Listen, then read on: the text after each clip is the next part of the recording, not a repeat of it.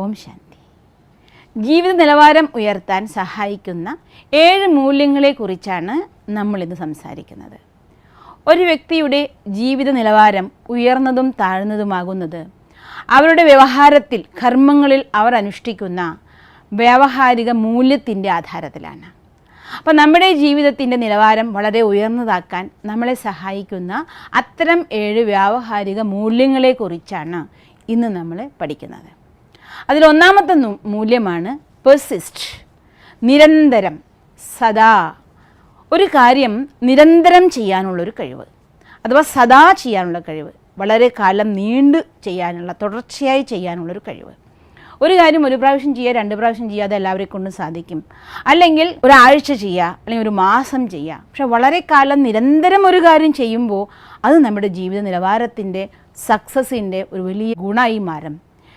ഇവിടെ നമ്മൾ ഓർമ്മിക്കുന്നത് colonial Sanders എന്ന് പറയുന്ന വ്യക്തിയുടെ ചരിത്രം നമ്മൾ ഓർമ്മിക്കുകയാണ്. അദ്ദേഹം തൻ്റെ 65-ാമത്തെ വയസ്സിൽ ബിസിനസ് ചെയ്യണം, റെസ്റ്റോറൻറ്റ് തുടങ്ങണം എന്നൊരു മോഹവുമായി അദ്ദേഹം ഇറങ്ങി. അദ്ദേഹത്തിൻ്റെ കയ്യിൽ ഉണ്ടായിരുന്ന റെസിപ്പി, അമ്മ പഠിപ്പിച്ച റെസിപ്പി മാത്രമായിരുന്നു. വളരെ ചെറിയ $100 എമൗണ്ട് മാത്രമാണ് അദ്ദേഹത്തിൻ്റെ കയ്യിലുണ്ടായിരുന്ന മൂലധനം. ആ $100 മൂലധനവും അമ്മ പഠിപ്പിച്ച ഈ റെസിപ്പിയും ഉപയോഗിച്ചുകൊണ്ട് അദ്ദേഹം കുറച്ച് വിഭവങ്ങളൊക്കെ ഉണ്ടാക്കി തൻ്റെ പ്രൊഡക്റ്റുമായി 10,000 റെസ്റ്റോറൻറ്റ് കയറി ഇറങ്ങിയപ്പോഴാണ് അദ്ദേഹത്തിന് ആദ്യത്തെ തൻ്റെ ഒരു ഓർഡർ കിട്ടുന്നത്. അങ്ങനെ തൻ്റെ ബിസിനസ്, റെസ്റ്റോറൻ്റ് എന്ന സ്വപ്നത്തിനെ വളർത്തി വലുതാക്കിയ ആ വ്യക്തിയെ നിങ്ങളെല്ലാവരും അറിയും. KFC, കെൻഡക്കി ഫ്രൈഡ് ചിക്കൻസിൻ്റെ ഉടമസ്ഥനായിരിക്കുന്ന കൊളോണൽ സാൻഡേഴ്സ്. അദ്ദേഹമാണ് ഇത്രയും അധ്വാനത്തിലൂടെ തൻ്റെ 65-ാമത്തെ വയസ്സിലും നിരന്തര അധ്വാനത്തിലൂടെ ലക്ഷ്യം നേടിയത്. ഇനി നിങ്ങളൊന്ന് ആലോചിച്ച് നോക്കൂ, ആ സ്ഥാനത്ത് നമ്മളാണെങ്കിലോ? ഒരു കാര്യം ചെയ്യാൻ വേണ്ടി 10 വാതിൽ മുട്ടിയാൽ തന്നെ നമ്മൾ നിരാശരാകും. ഇല്ല പോട്ടെ, കുറച്ച് ഉത്സാഹമൊക്കെ സംഭരിച്ച് ഒരു 100 വാതിൽ മുട്ടി, 1000 വാതിൽ മുട്ടി, എന്നെക്കൊണ്ട് സാധ്യമല്ല, ഇതൊന്നും നമുക്ക് പറ്റില്ല എന്ന് പറയും. ആലോചിച്ച് നോക്കൂ, കൊളോണൽ സാൻഡേഴ്സ് എന്ന ആ മഹാൻ ചെയ്തത് 10,000 റെസ്റ്റോറൻറ്റ് അടുത്ത് മുട്ടിയിട്ടാണ് അദ്ദേഹത്തിന് തൻ്റെ ഒരു ഓപ്പണിംഗ് കിട്ടിയത്. അപ്പോൾ ജീവിത വിജയത്തിന് നമ്മൾ നേടുമ്പോൾ എന്തെങ്കിലും നിരന്തരം ചെയ്തു കഴിഞ്ഞാൽ, എത്ര പ്രാവശ്യം ചെയ്തു എന്ന് ചോദിച്ചാൽ നമ്മൾ പറയും, ഞാൻ 1000 പ്രാവശ്യം അധ്വാനിച്ചു. എന്നാൽ ഏതൊക്കെ 1000 പ്രാവശ്യം ചോദിച്ചാൽ അപ്പോൾ നമ്മൾ ചിരിച്ചിട്ട് പറയും, അല്ല 100 പ്രാവശ്യമൊക്കെ ഞാൻ ചെയ്തിട്ടുണ്ടായിരിക്കും. അപ്പോൾ ഏതൊക്കെ 100 നിങ്ങൾ ട്രൈ ചെയ്തെന്ന് ചോദിച്ചാൽ അതല്ല പറയുന്നത്, കുറേയൊക്കെ അധ്വാനിച്ചു എന്നാണെന്ന് അർത്ഥം. അപ്പം നിരന്തരം അധ്വാനിക്കാൻ, മടി കൂടാതെ അധ്വാനിക്കാൻ നമുക്ക് സാധിക്കുമ്പോഴാണ് നമ്മുടെ ജീവിതത്തിൽ നമുക്ക് വലിയ നിലവാരത്തിലേക്ക് ജീവിതത്തെ ഉയർത്താനായിട്ട് സാധിക്കുക. ഈ സമയത്ത് തോമസ് ആൽവാ എഡിസനെയും നമ്മൾ ഓർത്തു പോവുകയാണ്. അദ്ദേഹവും തൻ്റെ 10,000 ഫിലമെൻറ്റിനെ പ്രയത്നിച്ചു നോക്കി, പരീക്ഷിച്ചു നോക്കി. 10,000 ഫിലമെൻറ്റ് ഫെയിലായതിന് ശേഷമാണ് നമുക്ക് ഇന്ന് ബൾബ് തരാനുള്ള ഫിലമെൻറ്റ് അദ്ദേഹം കണ്ടുപിടിച്ചത്. അപ്പോൾ 10,000 പ്രാവശ്യം എണ്ണണം എന്നുകൂടി പറഞ്ഞാൽ കൂടി പലരും മടുത്തു പോവും. 10,000 വരെ എണ്ണെന്ന്. അപ്പം മടുപ്പില്ലാതെ നിരന്തരം സക്സസ് കിട്ടും വരെ പ്രവർത്തിക്കാനുള്ള കഴിവ്, അതാണ് ജീവിതത്തിനെ വളരെ ഉയർന്ന നിലവാരത്തിലേക്ക് നമ്മളെ കൊണ്ടുപോകാൻ സഹായിക്കുന്ന ഒരു ഗുണം. പെർസിസ്റ്റ്, സദാ. എന്ത് കർമ്മം ചെയ്യുന്നു എന്നല്ല, സദാ, വളരെ കാലം നീണ്ടു നിന്ന് ചെയ്യാനുള്ള കഴിവ്. അതുപോലെ തന്നെ രണ്ടാമത് നമ്മൾ കൊണ്ടുവരേണ്ട ഒരു ക്വാളിറ്റിയാണ് പുഷ് ആൻഡ് വർക്ക്.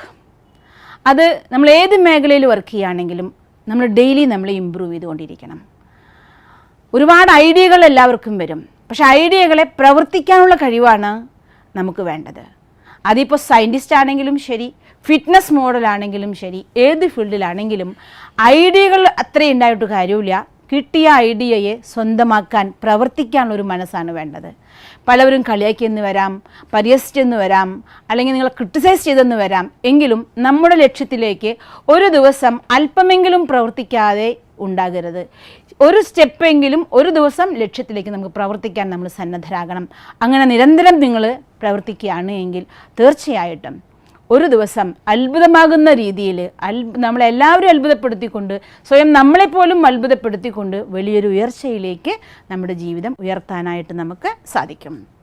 മൂന്നാമത് നമ്മൾ കൊണ്ടുവരേണ്ട ക്വാളിറ്റിയാണ് ഫോക്കസ്. ഫോക്കസ് എന്ന കാര്യം പറയുമ്പോൾ തന്നെ എല്ലാവരുടെ മനസ്സിൽ ഓർമ്മ വരും മഹാഭാരതത്തിലെ അർജുനൻ.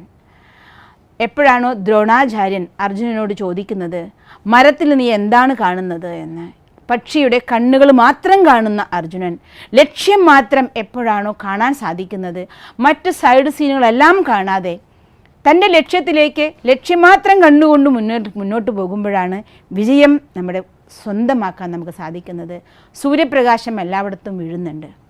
പക്ഷേ എപ്പോഴാണോ നമ്മൾ മാഗ്നിഫയിങ് ഗ്ലാസ് വയ്ക്കുന്നത്, ആ മാഗ്നിഫയിങ് ഗ്ലാസ്സിനെ എനങ്ങാതെ പിടിക്കാനുള്ള അഥവാ അതിനെ നിശ്ചലമായി നിശ്ചിത സമയം പിടിക്കുമ്പോഴാണ് അത് പേപ്പറിനെ കത്തിച്ച് അഗ്നിയാക്കി മാറ്റുന്നത്. അതുപോലെ ഏതൊരു കാര്യവും നമ്മൾ നിരന്തരം പ്രവർത്തിക്കണം.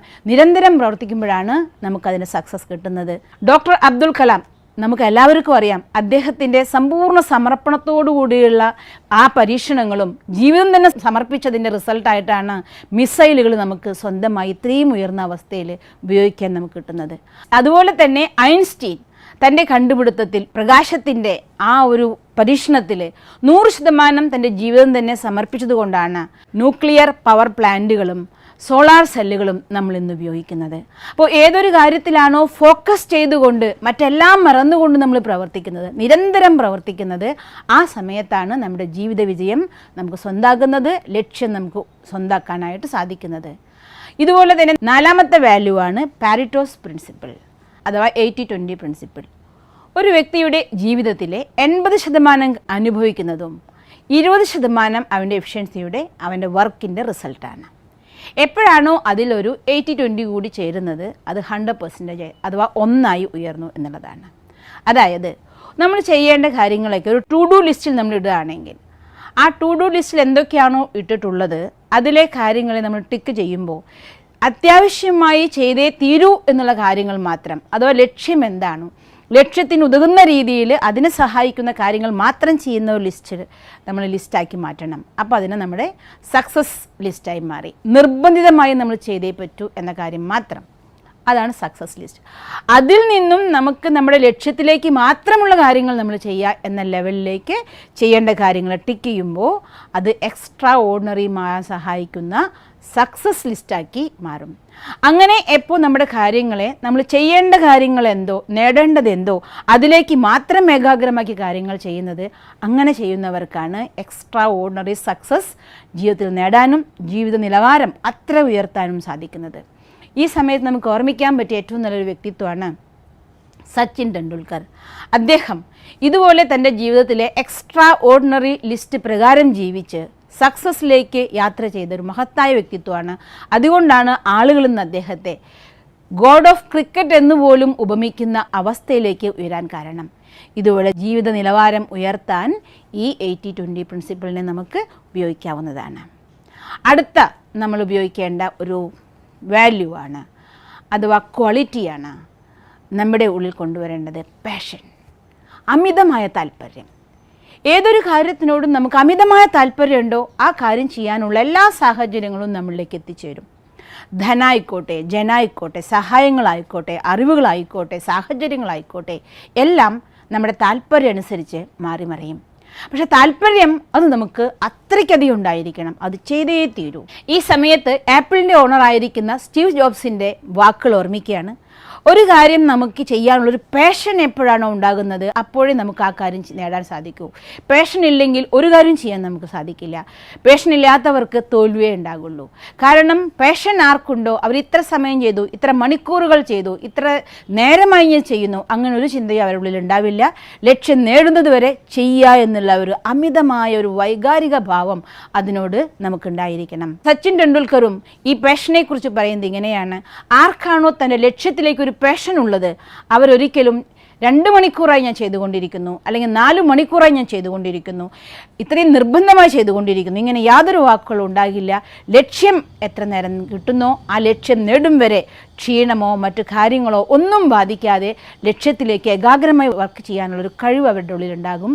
വിജയം അവർ സുനിശ്ചിതമാക്കിയിരിക്കുകയും ചെയ്യും. ഇത് പറയുമ്പോൾ ബിൽഗേറ്റിനെ കുറിച്ച് നമ്മൾ ഓർമ്മിക്കുകയാണ്. ബിൽഗേറ്റ് ആദ്യമായി കമ്പ്യൂട്ടറിനെ കണ്ട സമയത്ത് അത്രയ്ക്കധികം അതിനോട് ആകർഷണമായിരുന്നു. പിന്നീടുള്ള ഓരോ സമയവും പുതിയ പുതിയ പ്രോഗ്രാം ഉണ്ടാക്കിയും പരീക്ഷണങ്ങൾ നടത്തിയും അതിലേക്ക് വേണ്ടി മാത്രം തൻ്റെ പൂർണ്ണ സമർപ്പണം ചെയ്തു. അങ്ങനെയാണ് അദ്ദേഹം അത്രയും പ്രസിദ്ധനായി തീർന്നത്. അതുകൊണ്ട് ഏതൊരു കാര്യമാണോ നമ്മൾ നേടേണ്ടത് ആ കാര്യത്തെക്കുറിച്ച് ഒരുപാട് പാഷനേറ്റ് ആയിരിക്കണം നമ്മൾ.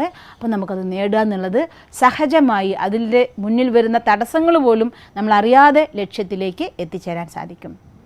അതുപോലെ തന്നെ നമ്മൾ പ്രാക്ടീസ് ചെയ്യേണ്ട മറ്റൊരു ക്വാളിറ്റിയാണ് ഹാർഡ് വർക്ക്.